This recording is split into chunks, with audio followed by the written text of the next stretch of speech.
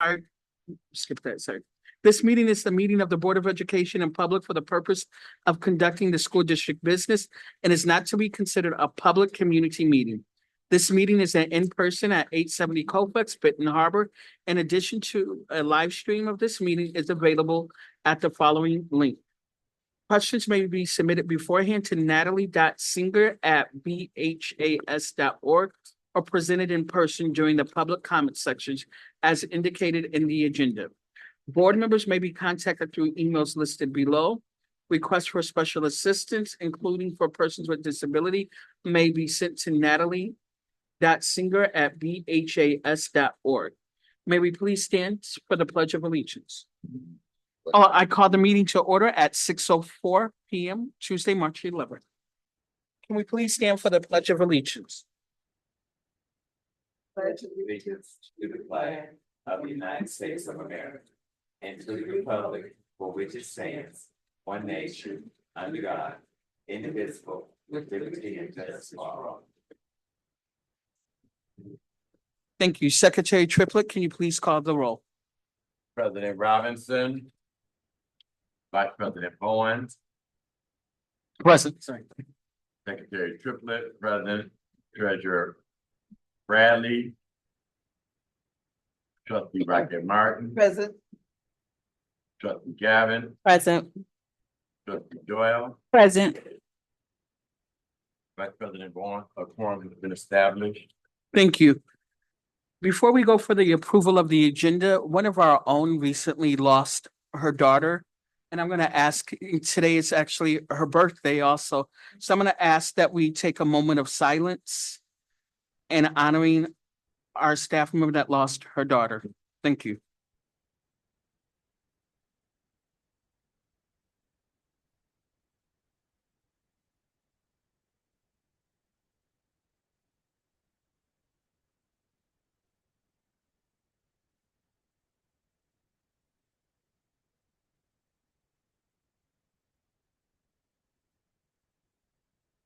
Thank you. May we have an approval of the agenda, please? I so move. Second. It's been moved by Secretary Triplett and second by Trustee Gavin. Is that correct? Yes. Okay. We got the- And Secretary Triplett, and is there any questions or concerns? I apologize.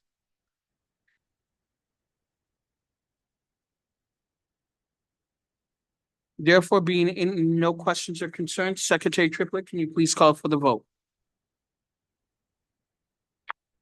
Vice President Bowen, Yes.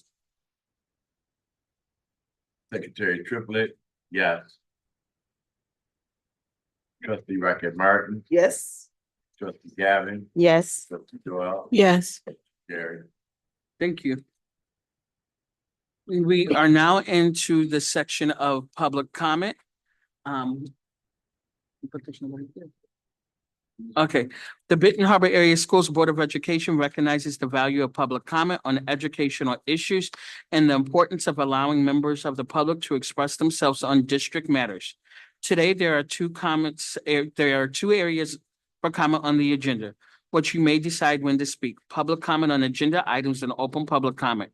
We request that each interested participant complete a public participation form using legible writing to ensure that the responses are appropriate and properly focused.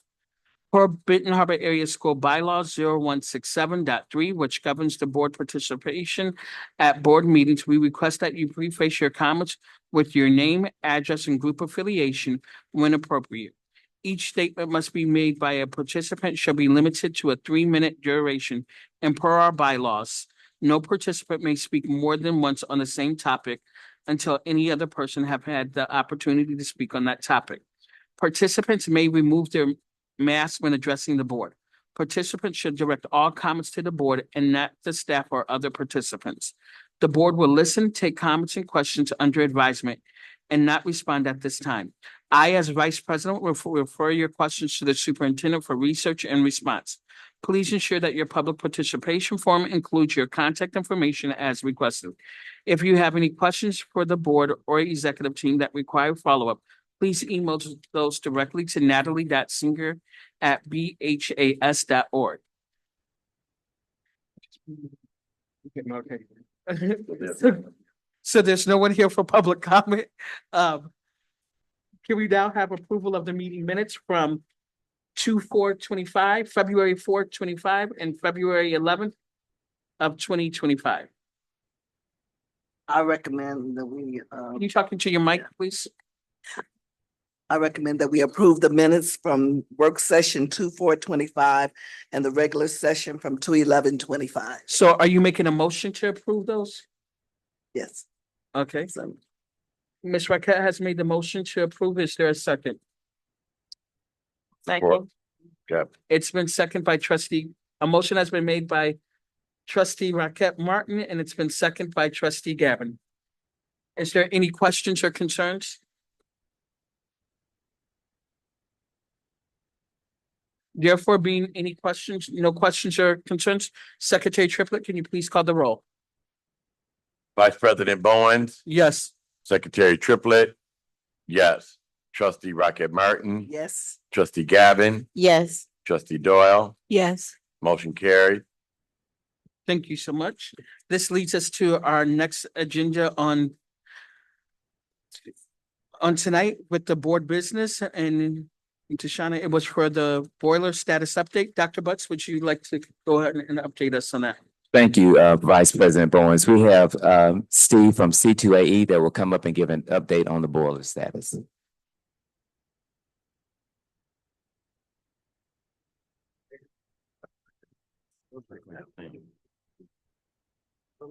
Check, check. How about that? I lean in. Can you turn it up? Lift it up so you can hear this. Yeah. How about if I speak this way? Is that better? All Yeah. right. I'm sure you guys have a busy session tonight, so I won't be too long. And the good news is that things are going sort of as we anticipated. I'll start first with the Fair Plains East project. That was, again, boiler replacement over there. That project got done last fall before the heating season got started. So as of this entire winter over at Fair Plains East, you've been operating on your new boilers and, solid, reliable generation of heat for this entire winter. And hopefully I haven't heard it. There we go. Amen. Yeah. The other bigger part of the project is the replacement of the boilers here at the high school. That is underway. They're about 75% done with that. They're kind of a little bit in a lull right now because they really need the last old boiler to get removed from that before they can finish up the work. So up until this point right here, they've taken out 2 of the 3 boilers that were there previously. They've installed the new hot water boilers that are going to serve a portion of the school, and they are waiting to connect those to the system. And then they have got the steam header built for tying in the steam portion of the system. And again, as soon as we're in the warm weather and we're done using the boiler, congratulations to Andy Egan. They've nursed it through yet another winter. It's been good, knock on wood. But as soon as that gets done, which, May 1, May 15, we'll have to play that by ear. They'll be able to demo that boiler. Then they can install the steam boilers, connect the steam header, and connect the hot water boilers to that part of the system. So going on schedule. So anticipating that by the end of the summer, or at least for sure by heating season, all those boilers will be up and running here in the high school.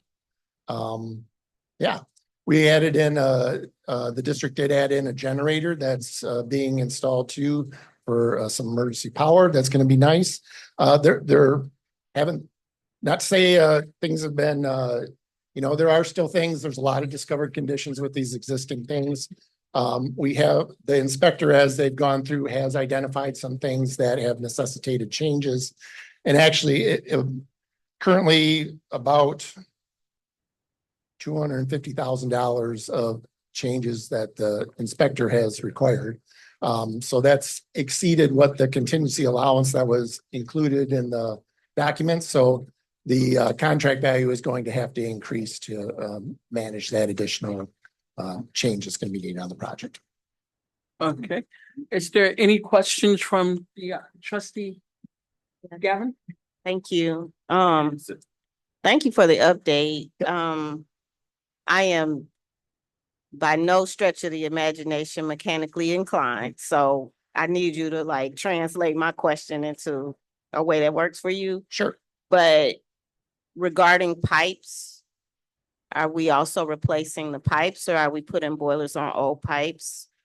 So we're just replacing the portions of the pipes that are in the room, in the boiler room itself. There's a lot of steam piping that goes underneath the buildings. This is true for both Fairplain East and for the high school. So those were not part of the scope that we asked the contractor to do.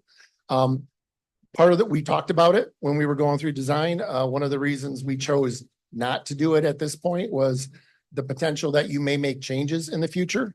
And any money we invested in those pipes might potentially just be thrown away. So especially if you reconfigure rooms and things get bigger, smaller, and we have to reroute stuff. We know that if we replace the boilers, they're going to be there. They're going to continue to serve the place. So we wanted to be, try to be a little prudent on how we use that money and not, not maybe find out in 10 years, we're just taking it out again because we weren't far enough along to know that. Does that make sense? I'm wondering, what, if you know offhand, what might have been the estimated cost to do that? And if there is an impact of having new boilers on old pipes, does that have an impact on the longevity of the boilers? So the biggest thing that'll make longevity on the boilers won't be the pipes, but actually making sure that we do chemical water treatment on the water that goes in. And so that we don't corrode the pipes any further, and then we filter out all the water coming back, and so we can again we reuse that water, comes back, it's reused. We have those systems built into the replacement. I do not know the number on the amount of pipes. One of the challenges was there's not, at least when we started out, we didn't have any good drawings that showed where all the pipes were in the building. So we would just be doing a guesstimation. I'm guessing it is $1 million plus. $1 million plus? Yes, I feel safe in saying that. Okay. Because you're going to be working in tunnels and stuff. It's just a little more challenging. The other question that I have is regarding the regulation of the heat, right? We have these amazing boilers and they pushing it out, right? Yep. And it's hot in the classroom. Sometimes they're opening the window. So when this project is finished, will that situation, whatever is needed to make sure that we're properly regulating the heat that we're pushing into the classrooms, will that issue be rectified? Again, unfortunately, no. We're just replacing what generates the heat, and the things that generate the heat will operate more efficiently. I should say that all these boilers are going to run more efficiently than the boilers that were there before. But we did not touch anything with the controls again throughout either of the buildings. That's the thing that you'll need. Generally, we call controls. Those are the things that would need to be replaced, the valves and the control network, in order to improve the controllability of space temperature.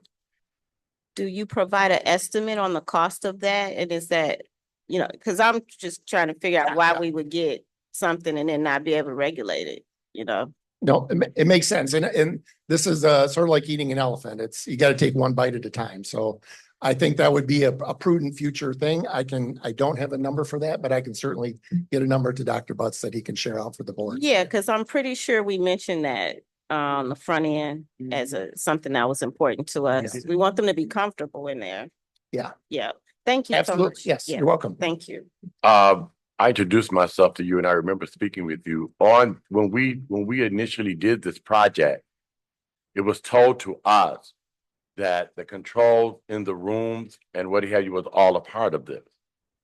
And that was our understanding. So now you're saying something different, or are you not familiar with what was told to us or what was said to us? Because for me, there would be no way that we would just say we're going to replace our boilers. And then we still have a problem in our building where the heat, some rooms are too hot, some rooms are too cold.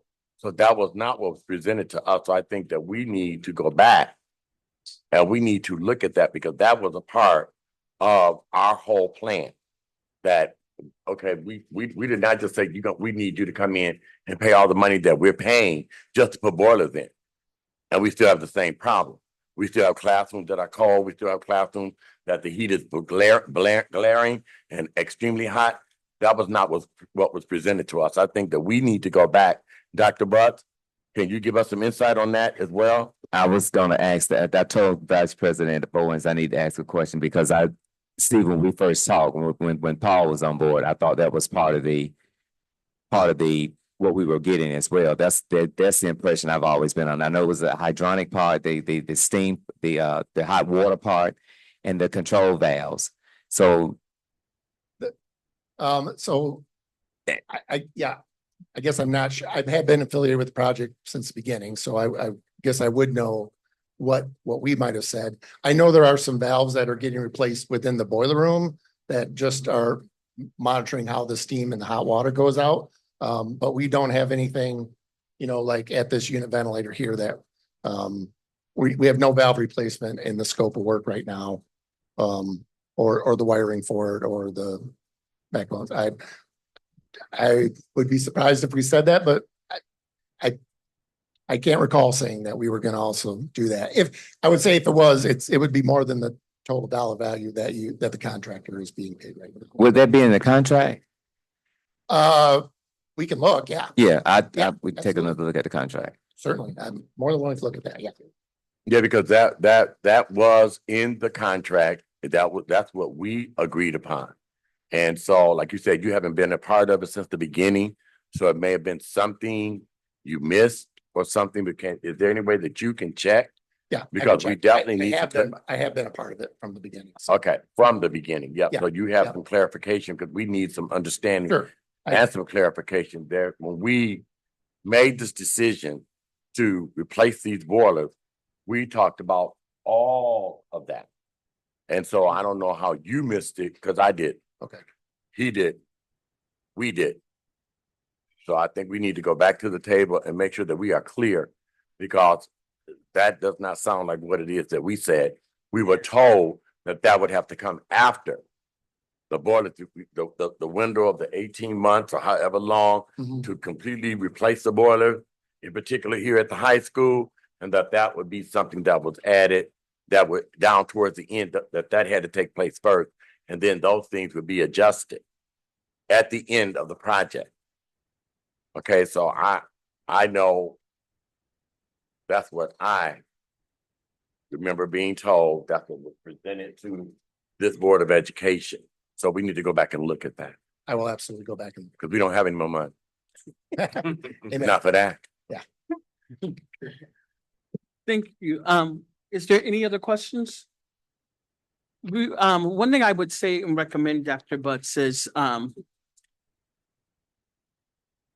we should be highlighting this on our social media.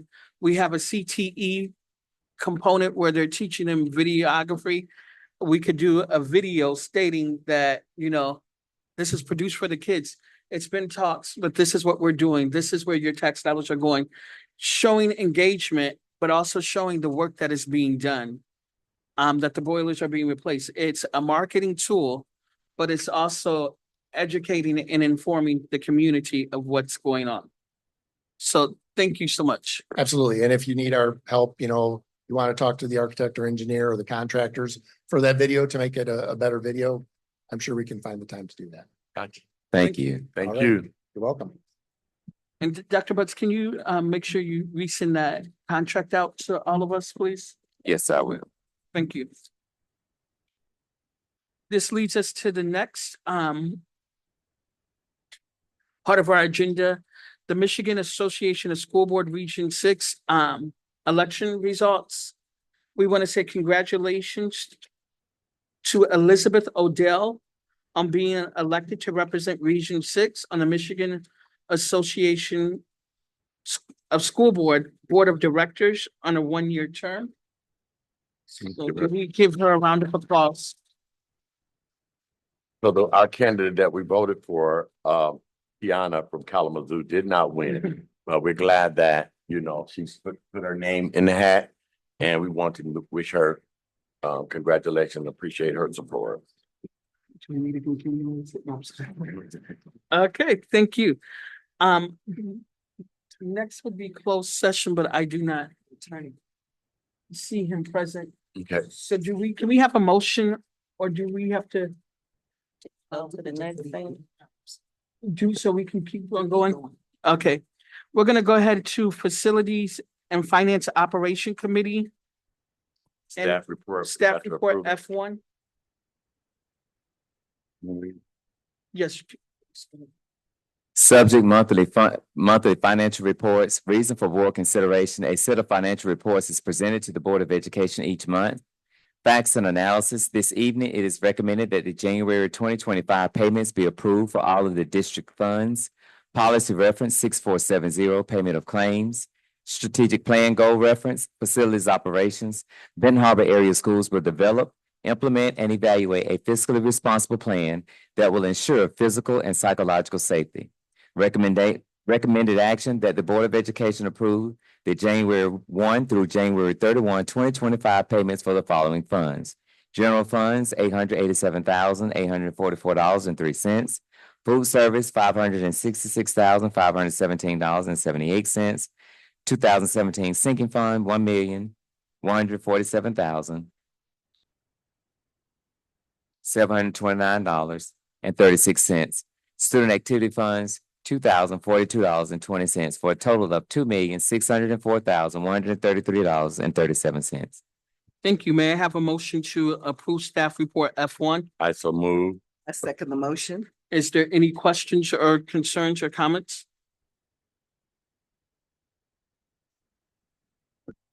Do you have, trustee Gavin? Okay. Therefore, being no questions or comments, Secretary Triplett, can you call for the vote? Vice President Bowens, Yes. Secretary Triplett, yes. Trustee Rocket Martin. Yes. Trustee Gavin. Yes. Trustee Doyle. Yes. Motion carried. Thank you so much. This now leads us to the next section of our agenda. To you, Dr. Butts, on your cake presentation. Thank you, sir. And now I'll turn this over to Mr. Fosberg for presentation for cake. Come on up, Mr. Roseberg. This is how we do the new business for 2025, sir.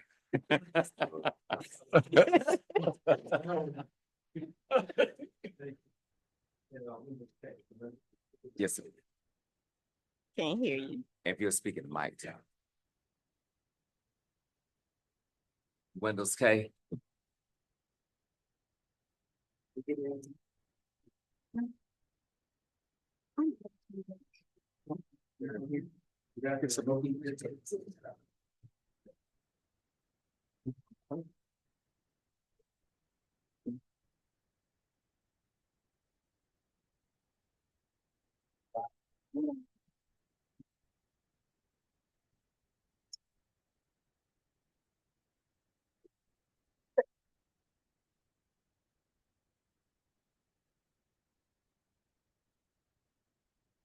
Oh, it's getting hot in here.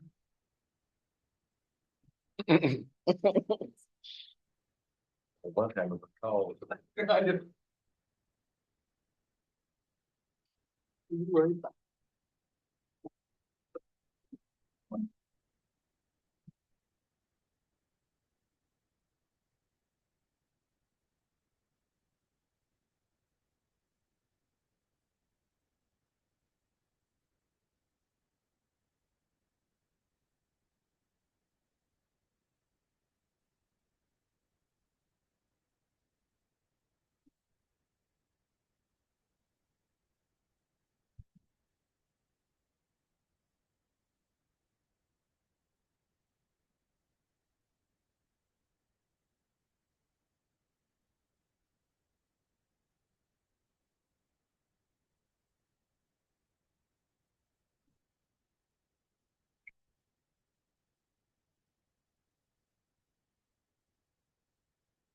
Maybe he give us our driver's ed update.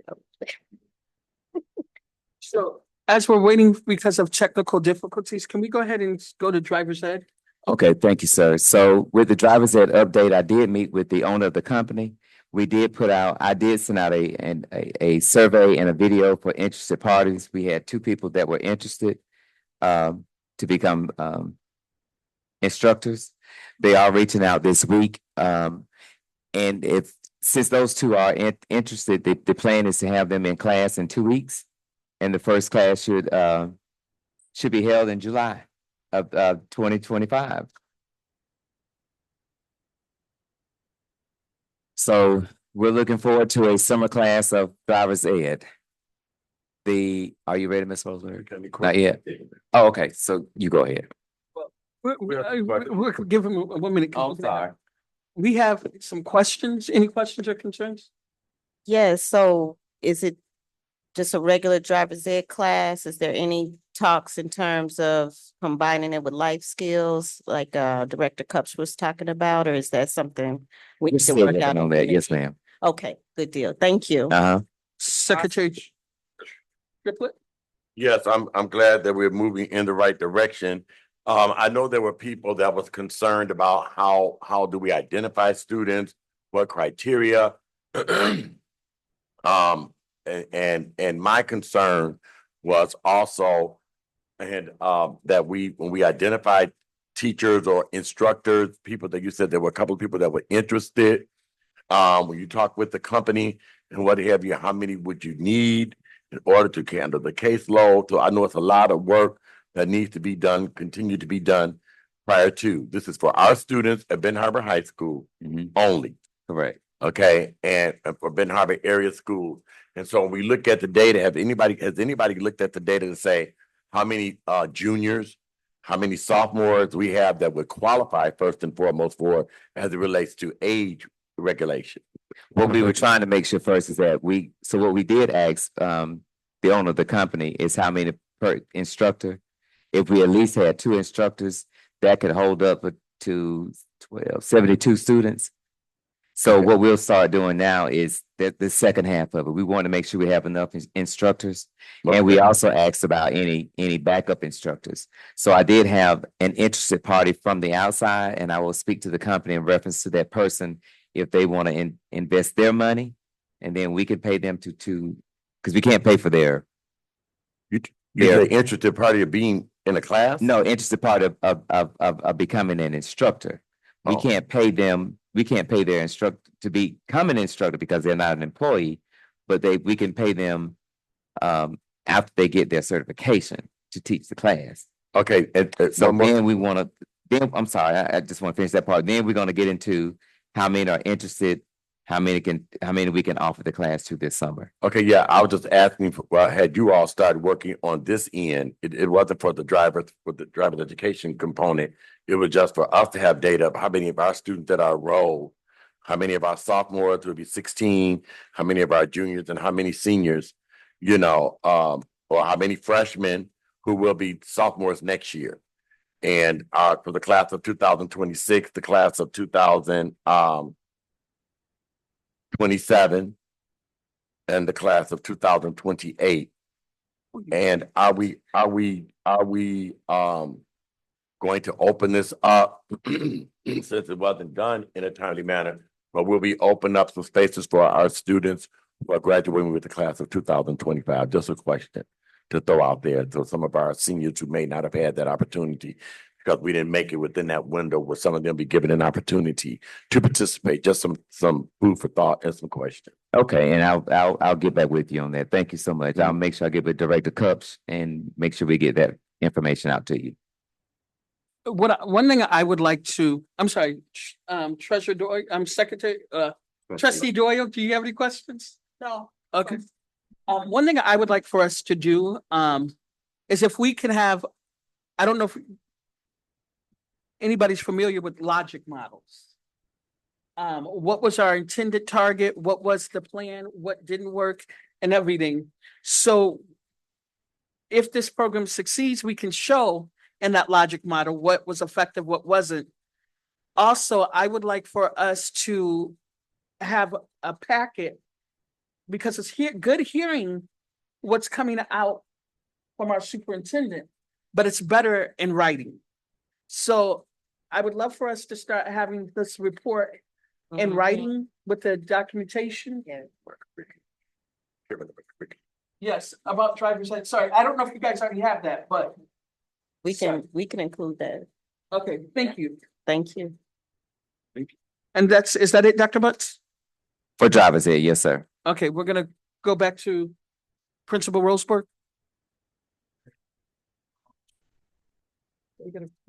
All right, first of all, I want to like to say thank you, school board members, Dr. Budd, superintendent. Also student representation for having me here tonight. I really appreciate the opportunity to talk about CAPE and some of the things that we do there at CAPE. Also, I wanted to also say, hello to everyone that's out there listening via Zoom.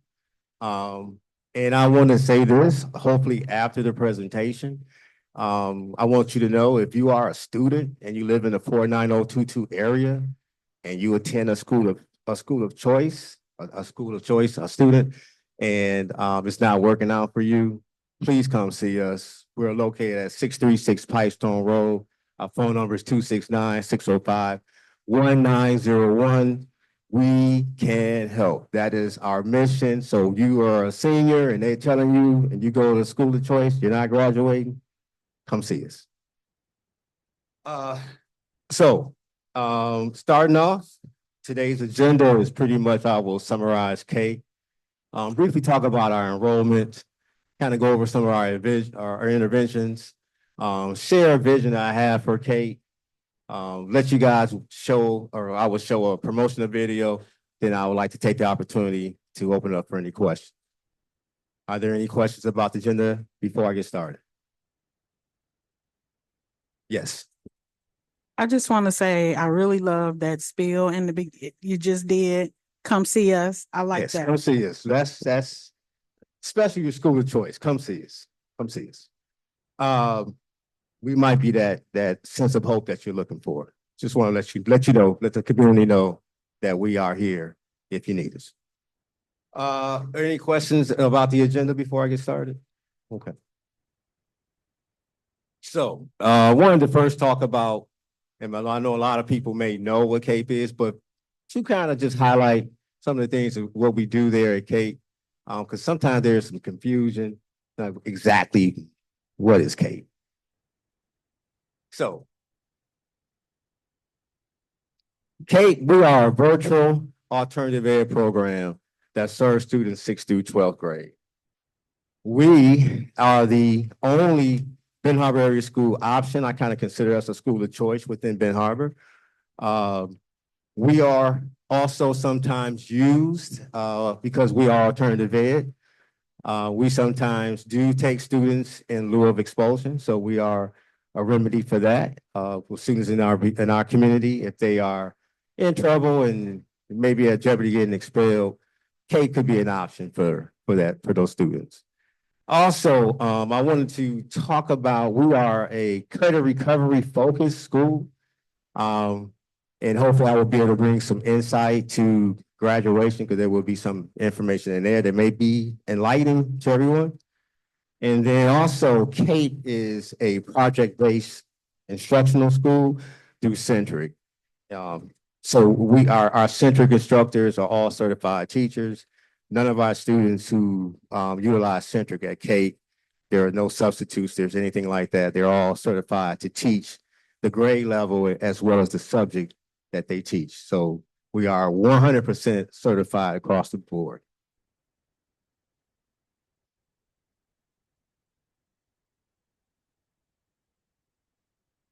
So just looking at our enrollment, we have 18 seniors, 9 juniors, 9 sophomores, 14 freshmen, 7 8th graders, 4 6th graders, 4 7th graders, excuse me, 2 6th graders, and we also have 1 2nd grader at our school, and that is for medical reasons. We are virtually a 6 through 12 school, but we do have 1 2nd grader for medical reasons.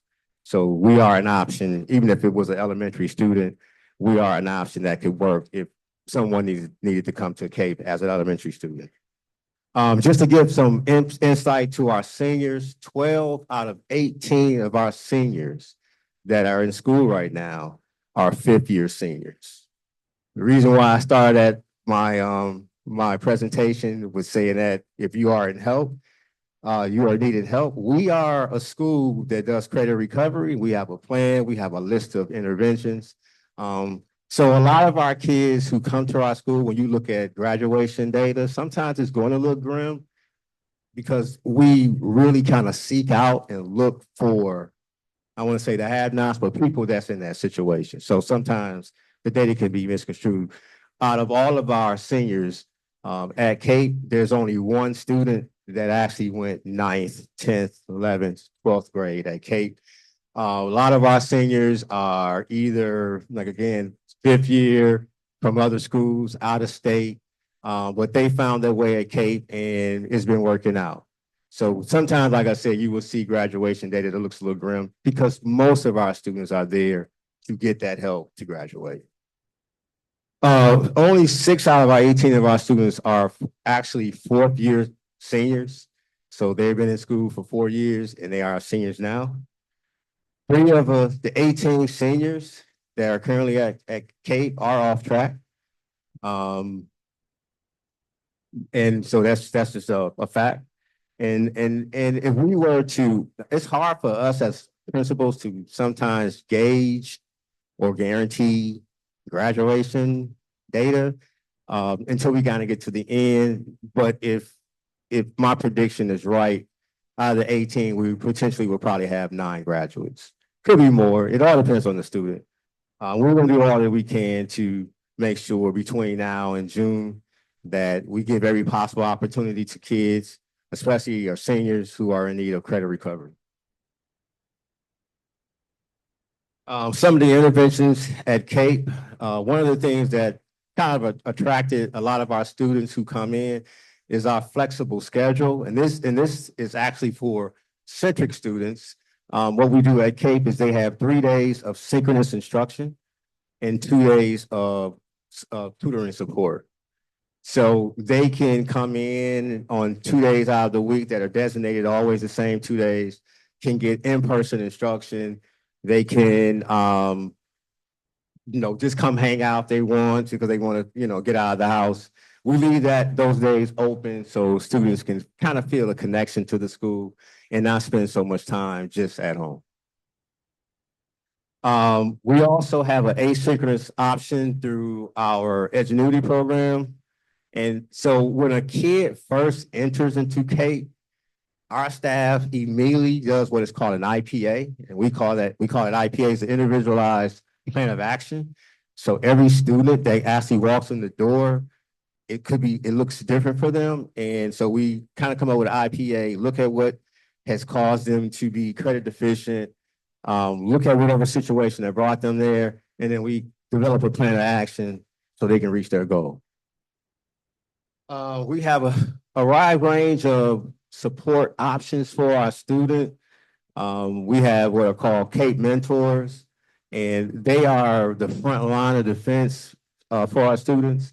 They tend to try to develop a close relationship with students, kind of like their counselor in a sense. They monitor their daily activity. They encourage the students when they're absent. They check on them. They keep the line of communication open to the parents. So that's one thing that we do to support our students. We also send out weekly progress reports to our families to make sure that they are just abreast to how they're doing and how our students are progressing through our program. At the beginning of every year at Cape, what we do what are called credit audits, graduation credit audits. So right now we kind of just focus on our seniors, but as we progress, we're hoping to move down the line and make it available to all of our students. But right now we focus on our seniors because they are at the short amount of time to graduate. So what we do is at the beginning of the year when students come in, that's pretty much their first orientation and also credit audit that we do on the students. So then that's how we develop the IPA. We also, students who go to Cape have opportunities to get in-person instruction from a couple of ways. One way is that Ben Harbor High School has extended day on Mondays and Wednesdays. And all of our students, grades 9 through 12, are given the opportunity, if they need help, that they can come up to the high school.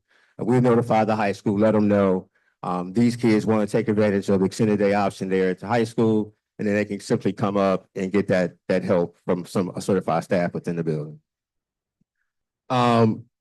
We also do virtual tutoring through Centric, students who attend CAPE and are stuck on certain projects, because our Centric use project-based learning. They can actually, what they do is they simply let us know, hey, Mr. Rosberg or one of the mentors, I'm struggling in my social studies class and I need help.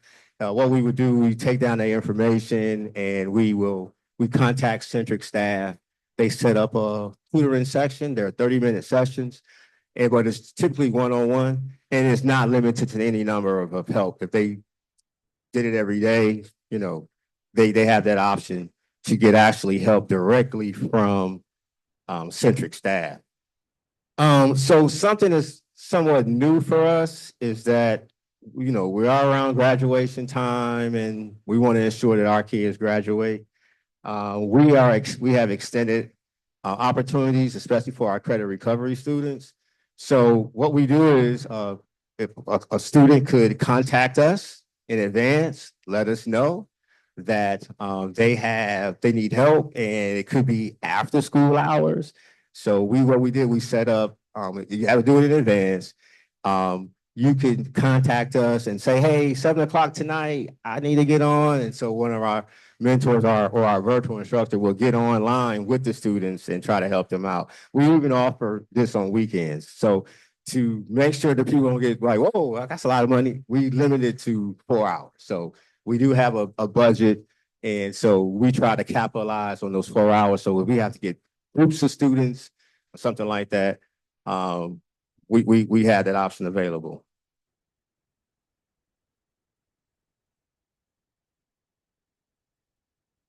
So why is CAPE valuable to the district? Our staff, we are committed to helping students achieve their goals. It's not a buy-in, it's a commitment. Our mission is to inspire and provide opportunities. I have to kind of tell the story of my staff. When I got there, I was literally trying to recruit. I've literally recruited kids who didn't graduate. And so my staff were like, man, we getting all these kids, they're off track. And so what my goal was to try to shift that paradigm thinking. Instead of looking at the glass half empty, we look at it half full. So we have to embrace when the deficiency. We are the solution. So we have to change our thinking of not, man, we got all these kids in this grim situation. We look at it at a standpoint of what a wonderful opportunity to actually help a kid succeed. So that changing of the thinking is crucial in how we help our kids. So why is this valuable? Because CAPE provides hope, opportunity, and choice. And that's valuable in itself, especially for kids that look at that are in a grim situation and they don't think that they can graduate. So we are all about graduation, graduation, graduation, graduation. That is our mission. That is the sole purpose why we're here. So I also have a vision for CAPE that I would like to share with the Board of Education, if I may. My vision for CAPE moving forward is, the number one thing was increase resources, and I say crucial staff. If I had to give my own honest opinion, I think that one really big benefit for our kids is they have their own guidance counselor that worked in the building. We do utilize support from the guidance counselor team at the high school, but I think that it would help with students and keeping them on track and stuff, that if we had someone in-house, but we do make it work. We just kind of serve as guidance counselors right now.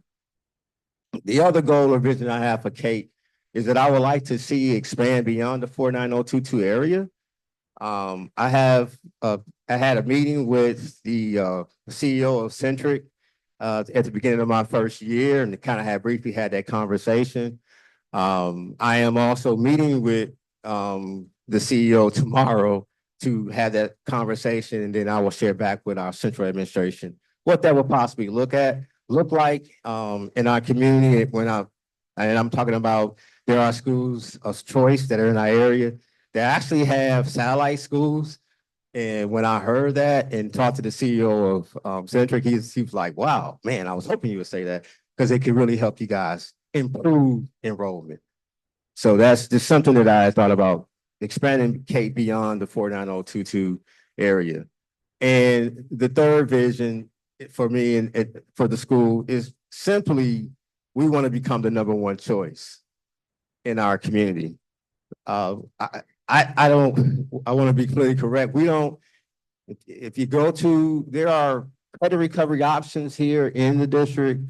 And I think they do a marvelous job, but I just would like to see we be the number one choice. And I also have been doing work to try to encourage that, because we kind of like do the same things, but I kind of inform students that we actually have better support for them. We offer synchronous instruction. We develop an IPA for you. So we try to guarantee your success. So I would like for this community, as we move on and grow, that we become the number one choice for Bernard Berry schools in our community for credit recovery. The last thing, I do have a video. Some of you guys may have seen it. It happened, we recorded this my first year at Cape, but I thought it would be nice. And if anyone is out there, you can see it again, and you need help, hopefully this video can be enlightening for you.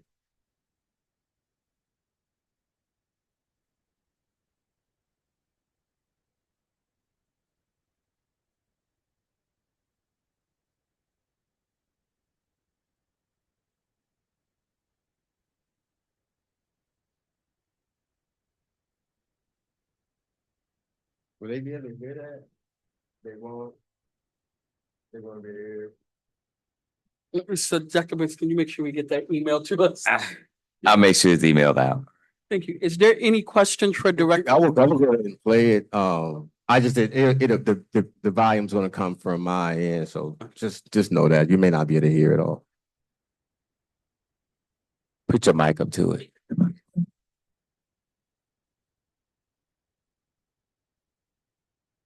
I think my sound is not. So I'm not getting any sound.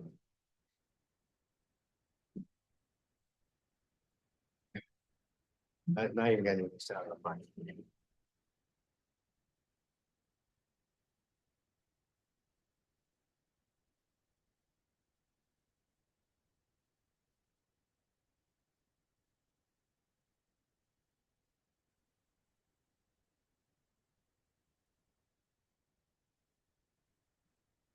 I just need something different.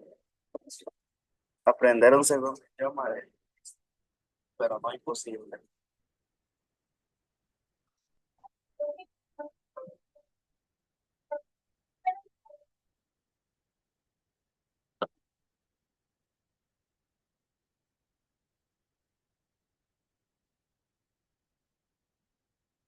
My name is Frederick Roseberg, Rector of the career. Most people have no clue that in 2025, there's a hidden law that allows any American to launch their credit scores into the 700s in just weeks from the comfort of home. You see, there's one. I can have Chantel to put it on the website. Yeah. If you get an opportunity, please check out the video if you haven't already. And at this time, I can open up for any questions if there are any. Is there any questions? Trustee Gavin and Trustee Triplett? Secretary, I'm sorry, let me put some respect on your name. Secretary Triplett. And then I'll go last. So, Principal Roseberry, I'm glad you said that you have a vision for Cape. I'm always listening because, without a vision, people perish, right? So you mentioned going beyond the 49022 area. So what you're saying is that Cape can service, how far So- beyond So. the area can Cape service, and how many students do you have the capacity, to service? With it that- being virtual? That is a very good question. I think the sky is the limit. I think what happens is that Mm, Centric has, in some school district who utilize Centric have what are called satellite schools. And I think that we would have to do a cost analysis to see if it's, feasible financially. But I do know we are in need of students, and it's just a wonderful option, or maybe a good option to increase our enrollment. So hopefully tomorrow with my 10 o'clock meeting, I'll have more insight because I'm relying on Mr. Wanamaker, Darryl Wanamaker, who's the CEO of Centric, to kind of share his insight of what that process looked like. And then I will make sure that Dr. Butts is definitely aware, and we're just kind of starting the conversation. And you spoke to credit recovery. You also spoke to fifth year seniors. Are you able to, I know that is there an age limit in Yes, which we you're will able to follow do the this? same age limit that's for schools, students that have been in school, you have to be out by the age 20. So it would apply to 20, I believe. 20? Correct. So 20-year-olds who haven't graduated, who would like the opportunity to graduate? I don't know. I don't, 17 or whatever. I'm not sure if I can answer that. I could we possibly be the number one adult ed? Absolutely. Mm. So Absolutely. that sounds like a huge Yeah, I mean, market of people. absolutely. We could possibly be at least the number one choice for adult education. Mhm. I think, That's good to hear. My other question is, are you able to serve? So I see you're able to service out of state and out of city students. Is that right? No, The city. we had an influx of students that attend our school that are seniors that actually came from out of state So we and can't. happened to be, here in Ben Harbor. They don't live out of state, but Okay. there are seniors, a good number of seniors that came to us their senior year. They did not attend Ben Harbor area school in their previous years. So we do have that situation. People who live in state. Live here now, We have moved move back so here to that the they can community. receive the service. Yes, correct. I'm glad that they are having the weekly progress reports.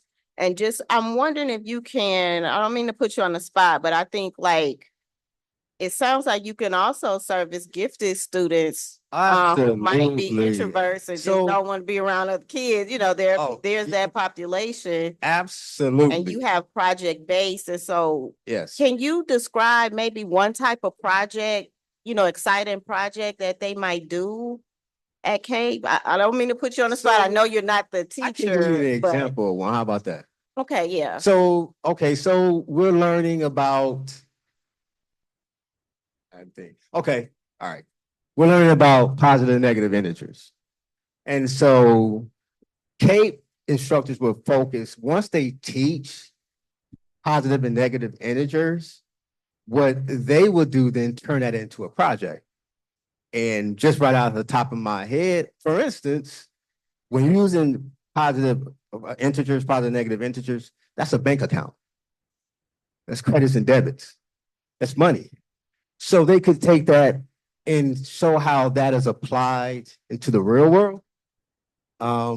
So yeah, they're taking, that's what I think is kind of exciting about it. It's kind of like not going away from the traditional algorithms and teaching content. It's also about application and, giving purpose to education. It's like, see how this stuff kind of come in alignment. So it would be something like that. Absolutely. And that's what I'm thinking. I'm done after this, is that there's so many amazing hands-on projects, real world projects that's happening at Cape. And the fact that you can service so many students who are in need, who are even outside of our area code. I think we need to do more marketing and more investment in Cape to make sure that we are getting the biggest bang for our buck and that we're servicing people who are sitting at home wanting an opportunity, like you said. Yep. So thank you for that. I'm very interested in seeing the video and then also seeing more on this project-based learning. Thank you. Thank you. Secretary Triplett. Yeah, I would like to take this opportunity to thank you, the Board of Education at our work session asked for you to come this week and for you to be able to present to us. So I would like to thank you for what you presented, just to get a visual. And for me, I was very concerned with the number of students when we heard how many students we actually had, how many students were seniors, and how many students were actually, graduating. And I'm thinking, okay, we have this full-time principal there, director there, what's going on? But then this is a concern for the district in its entirety. Correct. Okay. And so we talking about recruiting, and to have this type, for us to have access and the ability to reach students across this country, to be a part of this program, or to look at data and pull data and see that we have 100 students that would attend in the Ben Harbor attendance area that's going to Bridge Academy. Correct. And I don't think, how do we, if anything, how do we compete? How do we compete? How do we present? How do we pull? And I know it was a last minute thing for you to even be placed there. Okay, when the position was, when you were actually placed into that position. And so to come in that position, you have to have some type of knowledge. And so you're the second administrator that's been placed there placed there. And so I appreciate what you bring to the table as an administrator to be able to move it in that direction. And it takes some time.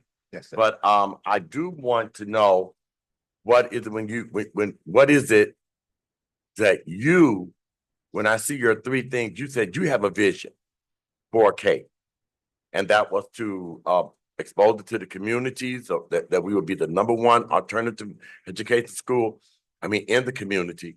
And a lot of times people think that it's alternative because it's alternative. I'm glad that you were able to say that we had a second grader because of a disability. Yes. Some kids have panic attack. They don't do well Correct. in Correct. specific environment. How are we approaching how are we approaching this as a recruitment tool, if you will, to get students into Cape? How are we reaching out to this community and pulling these kids and really honestly being competitive in those areas? So I'm looking forward to hearing more Yes, sir. about Cape, what it is. I hope the 9, if there's 18 seniors, whatever that can be done by any means necessary, Yes. that we have more than 9 to be on that field this spring. Yes, But sir. thank you again. Thank you. Yes. Secretary Rocket, sorry, Trustee Rocket, sorry, that was not. I just wanted to ask, thank you You're welcome. for what you do for our students. But I also wanted to know, do you have any post-graduation data to say, No, I did not collect that, but I could share. yeah, just to see, So last year, my first year at K, I think we had 5. Now, I don't want to give you the wrong information, but just hypothetically, we had 5 fifth-year seniors. We graduated all of them, and we recruited them to come back. So we looked at everybody who did not graduate in 23. In 24, we went out, and I actually told kids, hey man, let's go spread the word.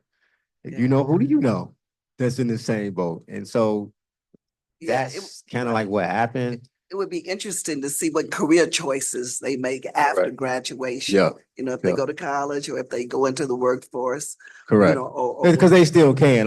Just Yeah, because we're sure, virtual, sure. they still have the same opportunities. Absolutely. And when we developing their IPA, that is considered in their plan of action, their choices in school, what their goals in life are, because we do have flexible options that can serve them, but to know what their vision is kind of dictates what option or what plan of action we actually put that kid on.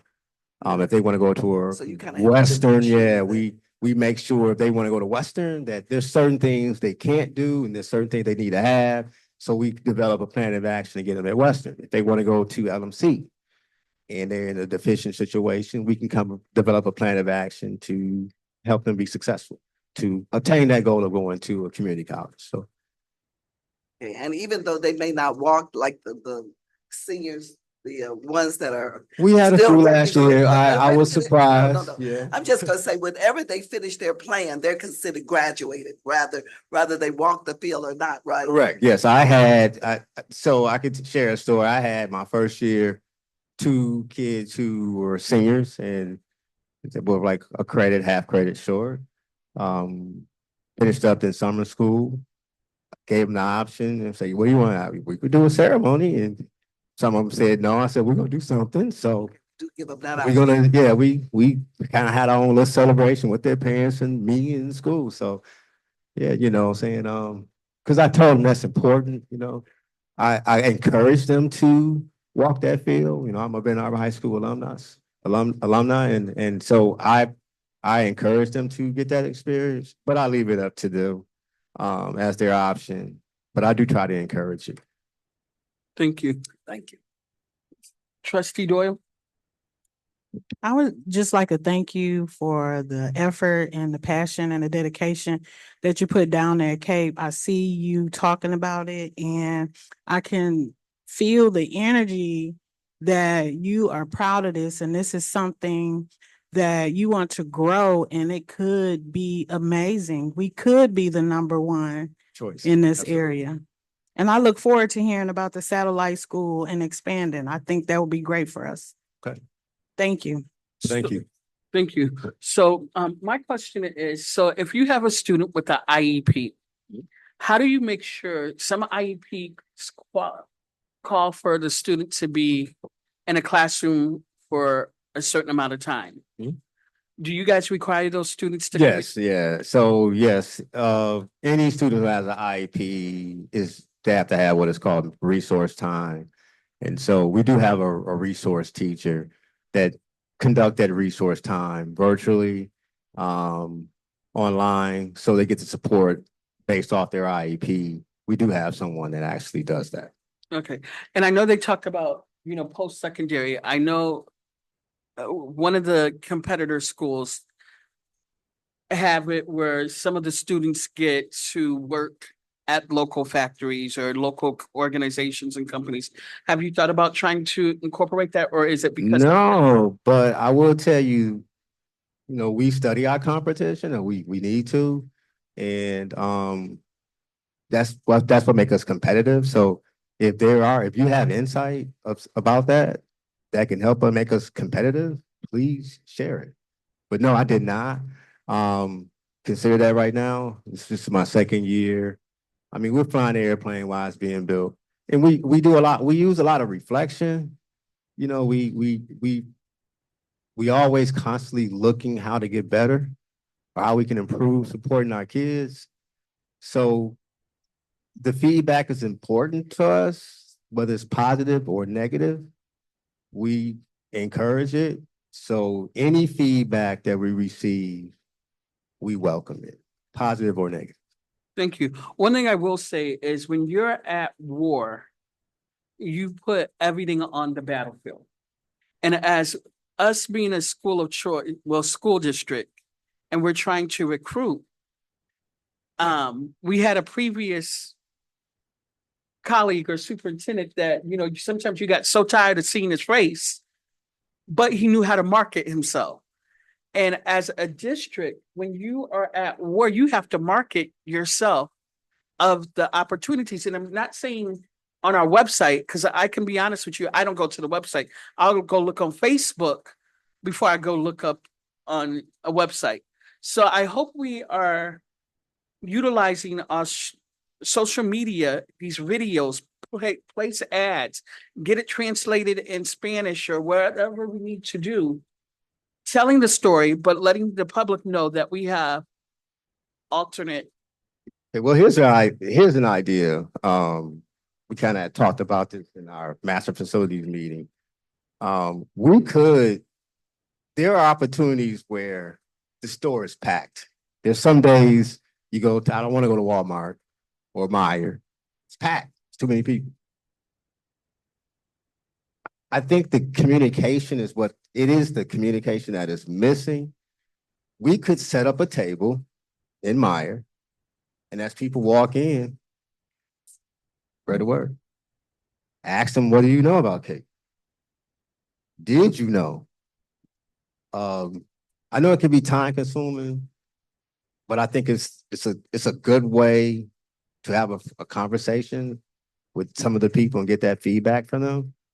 Even if it's kids who chose school of choice. I didn't know why. And I want to know why, how I can get better, how we can get better to get you back. Thank you. And last thing I will say, earlier this year, I was at Miss Benton Harbor, and one of the students said they were at Cape. Yes, And yes, so proud of her. Yeah. Traumatic experiences, and she placed in the court. So the stigma that Cape is for bad kids go, it's not No. the reality. No. So thank you. Go ahead. I was just saying what you were saying. Yeah. So thank you so much, Director Roseberg, for coming and presenting this. And we look forward to having that email to us on the video. Absolutely. Thank you. Thank you.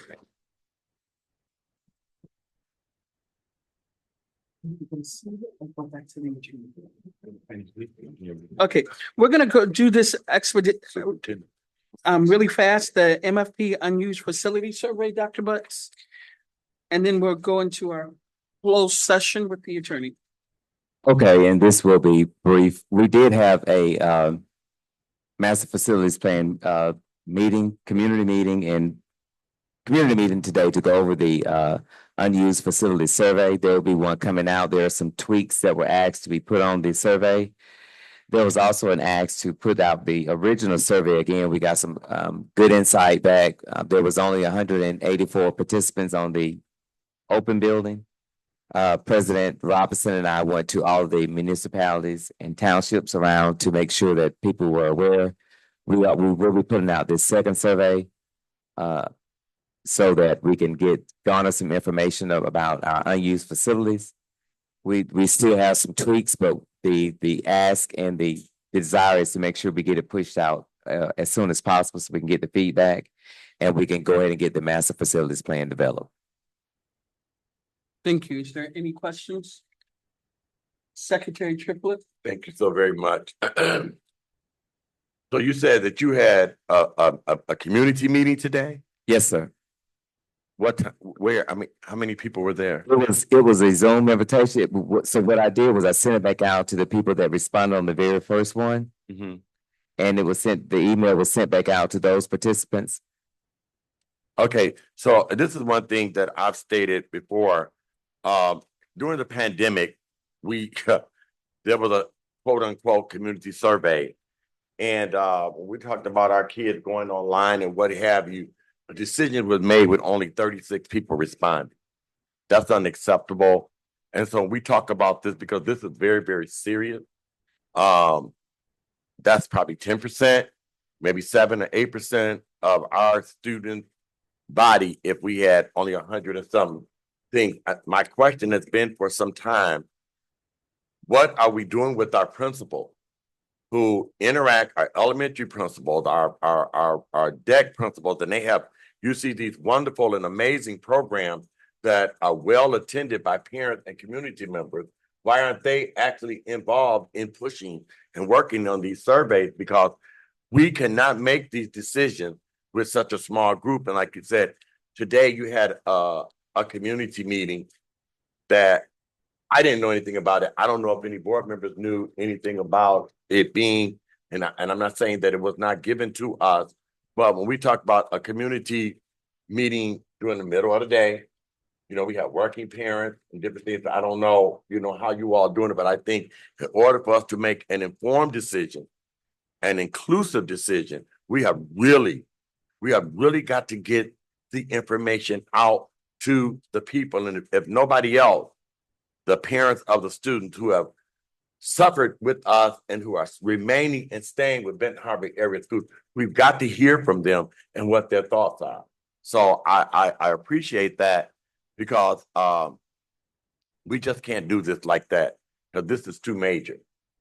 This is very, very serious. This is a very serious thing. And so this right here with that number there, how do we double it? Do we push it back out to the principal? Do we get their parents in their school? Do we have any type of incentive to say the high school had 90% of their parents to respond? Airplane East has 70%. Do we have anything is there any type of incentive and things that we could do within our school to find out who got this thing out to parents and community people? I mean, those are the things I know I want you to know that has been at the forefront for me as it relates to these surveys and what have you, and not just being a checklist item, but something that add value to help us make our decisions according to what the citizens of Benton Harbor want. Right, and we did. We again, President Robinson and I went to all the municipalities. We gave our QR codes. We sent out emails.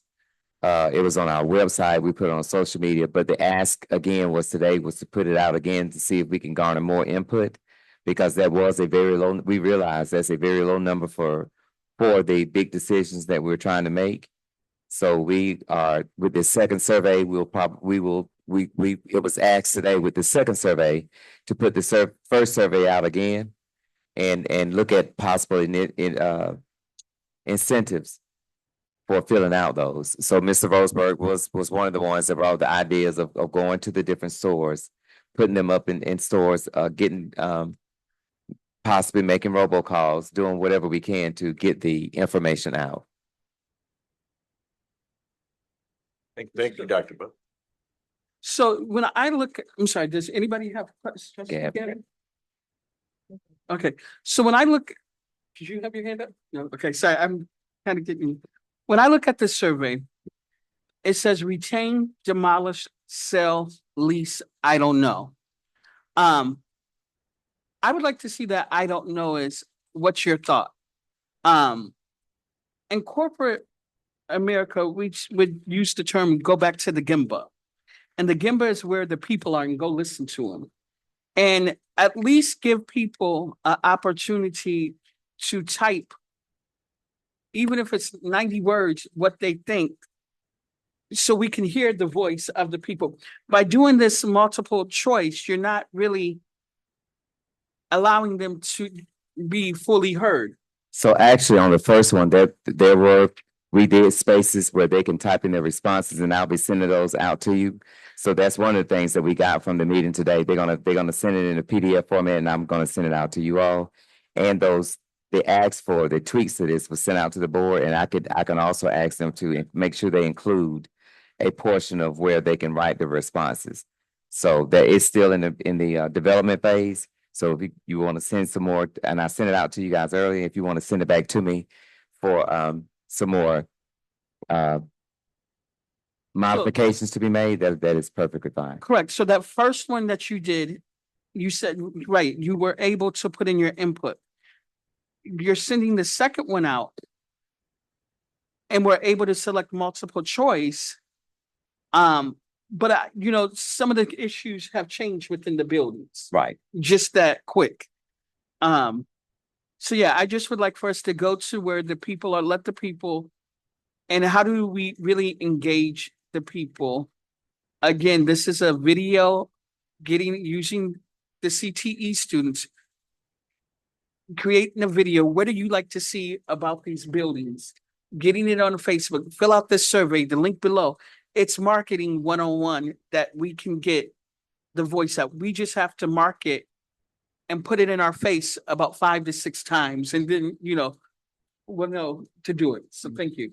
Do you have a question? No, I was just reminding us, I think President Robinson had asked us to send whatever comments we had, like to her. So for this survey, because I can remember sending her some things that I would like to see on the survey. So if you get that information to her in a timely fashion, we can put it on the survey. It could get put on the survey. thank you for your input with that. And I'm glad you are reminded that President Robinson did suggest that. And I do recall she did suggest that. The good thing is, and we have to be mindful is, some of us are very busy with the day-to-day life stuff. So thank you. Trustee Gavin? Thank you very much. I did have an opportunity to go to that meeting and it was very helpful. And I was able to give input. And so I'm, really glad to see that some of that input was incorporated, just in terms of the languaging, making sure that the questions are not biased, making sure that they're, neutrally written to provide other opportunities. And I did follow up, when President Robinson gave us the opportunity. I provided 11 areas of concern. And so I'm just hoping that, I'm hoping that those are considered. Definitely we want to make sure that if we have pictures of the buildings, that we actually have pictures of the buildings and not the lawn. We're asking people what they want done. They need to be able to see in the survey the actual building. I think I asked, I didn't see the skills center on there. And so it may be, but I didn't see, I don't think I saw the skills center. So the other thing we added was to make sure that the rec center is included, make sure that CAPE is included. Same thing that Vice President Bowen said about making sure that the additional comments are available. And then also we want to include a question that identifies the connection to the district. I believe that they did that in their upgraded one. So I also wondered, and I know this is not necessarily about the survey itself, but I noticed that Sorter was boarded up very well, right? And so I'm just kind of wondering, like, as a district, can we board up the other buildings, unused buildings, the way we boarded up Sorter? Who is that company, right? Can we do that? So I'll just leave it there, but and I'll just say this. We are a school district, and that means that our kids are with us 6 to 8 hours a day. So if we have 1,000+ students and 100 and something respondents, and those students are with us every day, there's an opportunity there, whether it's the bell ringer when they first come into class, or whether it's the principal's assembly time, or, written into the lesson plan. This is an opportunity for them to speak about what they would like their district to look like. And it's a historic opportunity for them to be a part of what Benton Harbor Area Schools becomes. And so I think that, when we put it back out, it needs to be a part of the curriculum, if you will, and an opportunity for them to really set aside that time to participate, and for them to understand that, like, this is a part of the assignment. I would say that, and just to echo, there's a lot of parent events. At those parent events, especially at Fair Plain East that I've been to, they're packed. And they have different activities for us to do as parents. So this could be one of those activities that the community engagement specialists and the family engagement specialists can actually incorporate into that night with those parents. So those are just thoughts. And I was really glad that the Principal Roseberg was there, Principal Director Roseberg. I'm still stuck on principal, sorry. And he said he would call the parents. And so I think that we can, utilize our staff in a way that would allow them to engage. So thank you so much for the opportunity. And I look forward to seeing it go back out and seeing what's possible. Thank you. Trustee Doyle, do you have any questions?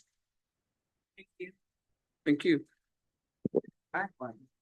Okay, I know, I agree with Mrs. Gavin about the pictures of the buildings. Is there any chance that you could get pictures of inside the buildings? That's what they really need to see. The outsides look wonderful, but go inside and look at the buildings. Then they can make a fair decision. So when you put it out here, I think you should put the outside as well as the inside. If it's just a few snapshots, And you don't have to go to the worst parts of the building, just take a few random snapshots of the buildings so that the parents will actually know what they're looking at and what they're making a decision on. Thank you. Okay, that leads us to our next agenda item. Okay, we're gonna need to go into closed session. Can I have, the Board of Education may hold a closed session to consider materials such as written opinions of council, which are exempt from discussion by state or federal statute, reference policy 0167.2. May I have a motion?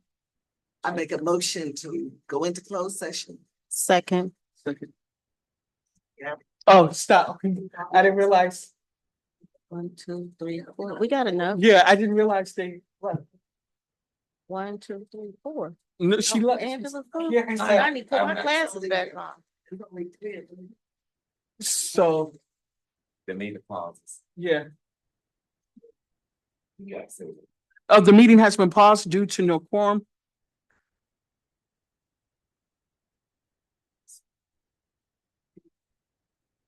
Thanks.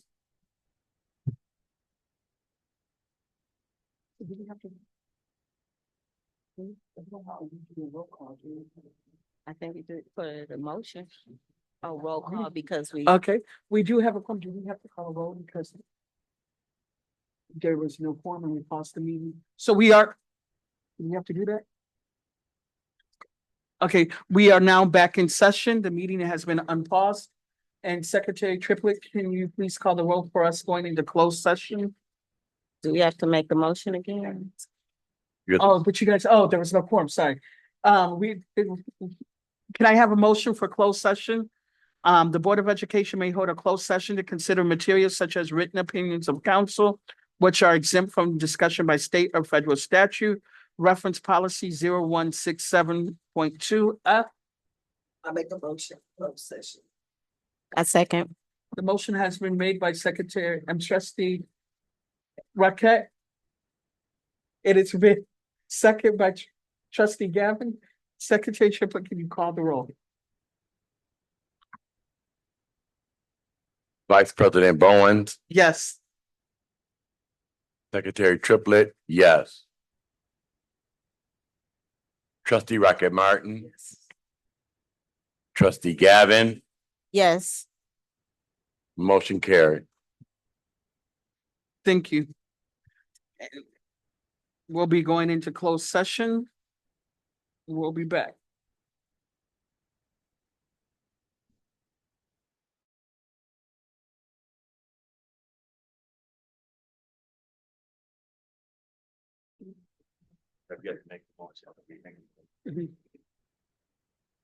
Okay, 3.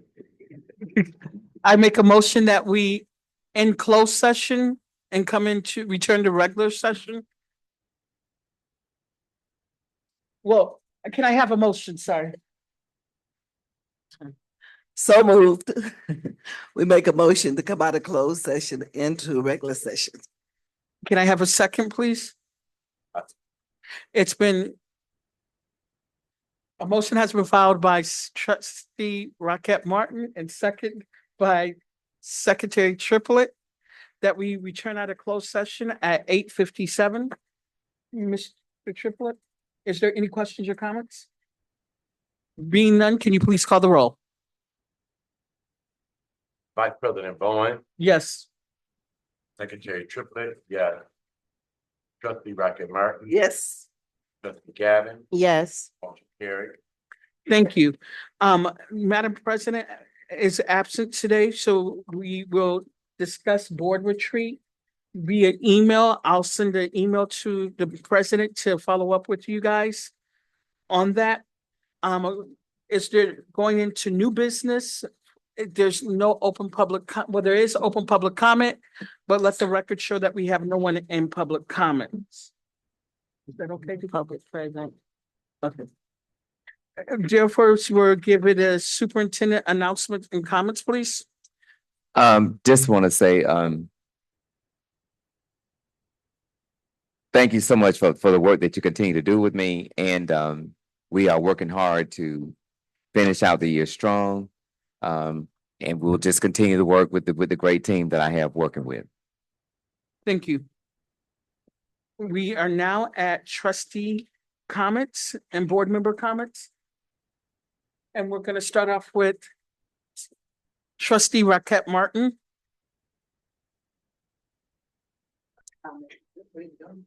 Okay, thank you. Trustee Doyle, No comments at this moment. Thank you. thank you. Trustee Gavin. I do have a couple. I do. I want to say it was a great meeting, and I think that we are moving to a more efficient process, and it feels good to do all the work at the work session and then come in here and be able to take care of business. I would love to see a space on the agenda for our student representatives to be able to give updates. That, I would like to see that. And I would also like for them to receive some type of training, something where they are reaching out to the student body and getting input from them and sharing that with us at the table, where I feel like we can utilize them in that way. And that's pretty much the main thing that was on my mind. I appreciate the space that we're in. I appreciate the way that we are moving in unity, whether we agree or disagree. We're able to have those conversations in a safe space. And I'm looking forward to what the rest of 2025 will bring. Thank you all. Thank you, everybody, for joining in on Zoom and those folks who were here earlier today. Thank you. Secretary Triplett. Again, I'd like to take this opportunity to say, tonight to come to this table after we had our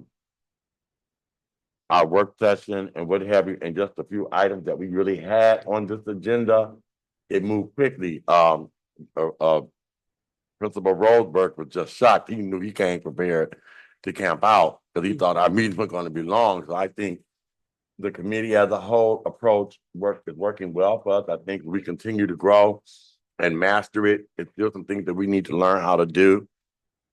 I was happy to get some information from Kate. It was some good information. I'm excited about Mr. Roseberg and Dr. Butts and the team working on how to support Mr. Roseberg with his three goals and wishes for the CAPE program.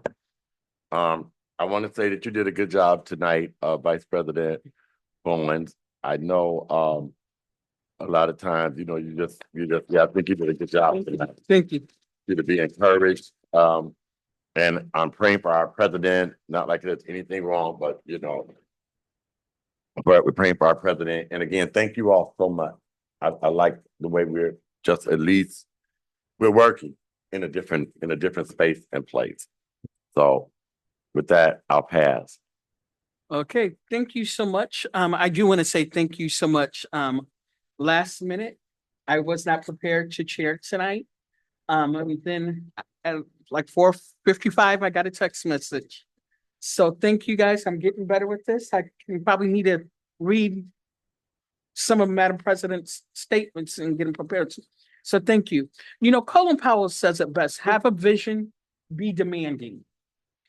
And I believe we need to promote Benton Harbor area schools. If you noticed about that basketball game, how quick that news traveled, the negativity, we did not promote what we've seen today about Kate or what's going on in our schools. The video that Delandria, let's get some ads going on Facebook, billboards, let's promote the positive, recruit. Also, it's been reported that over 5,000 staff members from the Department of Education are getting laid off.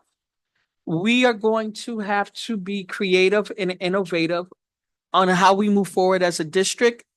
I see they're getting ready to cut USAID food for schools. So we have to be very strategic. And again, recruitment is one of the key things.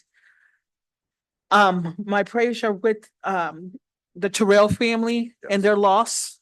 And we also lost a former staffer, Miss Lisa Gorman. She worked for the Benton Harbor area schools at a point in time. And my condolences goes out to her family and friends. Thank you for coming and thank you for working with us.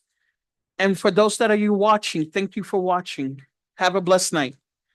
May I have a motion to adjourn the meeting? So move. Second. It has been, the motion has been made by trustee Doyle and second by trustee Gavin. Is there any discussion? Yes, I'm tired of typing, Doyle and Gavin's name on the adjournment as the one first. Make a motion, second. Okay. Okay, trustee Triplet, secretary Triplet, can you call the vote, please? Who, trustee or Secretary Triplet, can you call the vote, oh, please? thank you so much, sir. Vice President Bowens, Yes. Secretary Triplet, yes. Trustee Rocket Martin, trustee Gavin, Yes. trustee Doyle, Yes. motion carried, meeting is adjourned at 9:05. Thank you. Have a great day.